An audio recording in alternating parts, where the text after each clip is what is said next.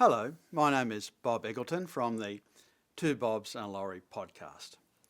And in this series of videos, we'll be talking about intelligence.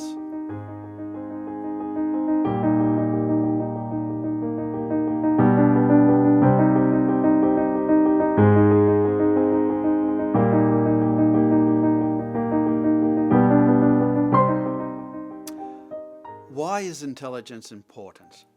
Well, we assign importance to intelligence because we believe that being intelligent is a good indicator of future success in life.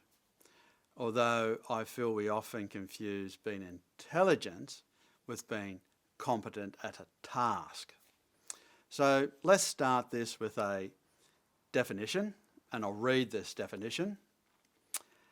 The ability to reason, plan, solve problems, think abstractly, comprehend complex ideas, learn quickly, and learn from experience.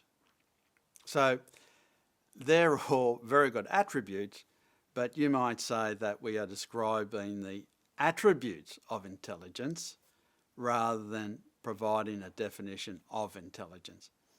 And to a certain extent that's true, but this definition gives us a very good working hypothesis and allows us to do something very important, which is to test what we think intelligence is.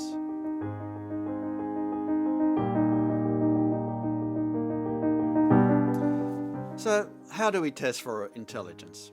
The first intelligence tests were developed by a French researcher called Binet in round about 1904.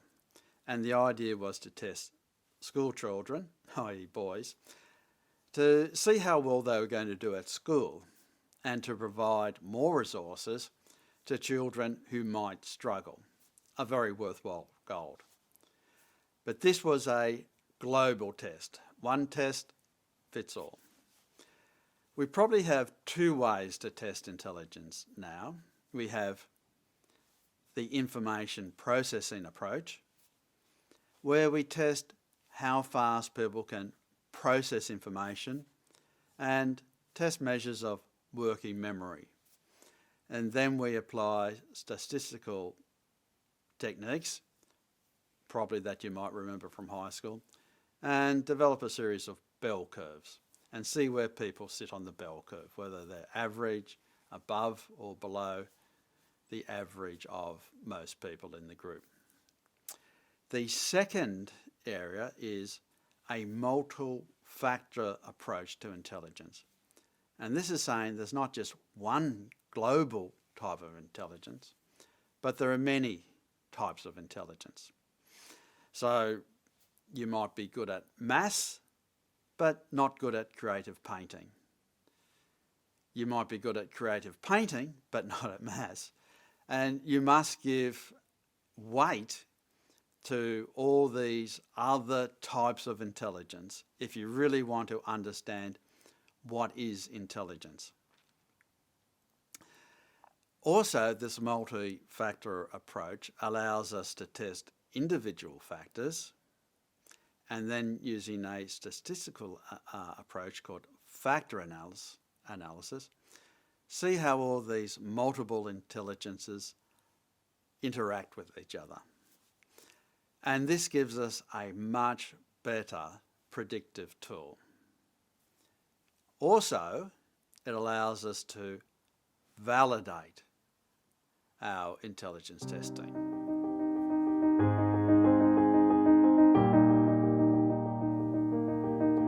How valid are our intelligence tests? Well, there are two things we need to talk about first. First is there is a lack of theoretical basis to intelligence. We have a definition, but it's a working definition. Secondly, some of our intelligence tests in the past have been culturally biased. Today we have tests which are culturally unbiased, and if you have done an intelligence test where you're moving shapes around or trying to find patterns, you've probably done a culturally unbiased test. Moving on. any test should have good test, retest, repeatability. So you test something once, you test it again later, and the scores should be similar.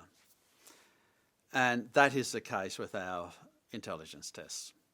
Typically, we test children at 6 and 18, and then we have a second series of tests where we test children at 11, and again at a much older age of 27, and we do get good test, retest, repeatability. The other factor of a good test is it predictive? So for intelligence, if we believe that intelligence helps someone complete a complex task, people who rate highly on an intelligence test should do well at completing complex tasks. And that is the case. We get a correlation of about 0.5.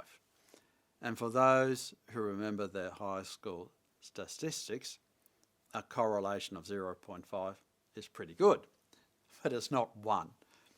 1 is a perfect relationship. So everyone who does well on an intelligence test does well completing a complex task.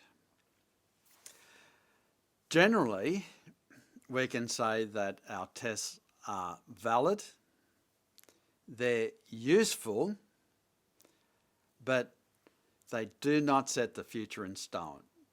There are many non-intelligence factors that contribute to being successful. So in the next series of 2 videos, we'll talk about actual intelligence tests. We'll talk about non-intelligence factors, and we'll show people how to improve their intelligence. But to summarise, doing well on intelligence is not setting your future in stone, and that's why you should look at the next 2 videos. I am Bob Eggleton from the Two Bobs and a Lorry podcast, and again, thank you for watching.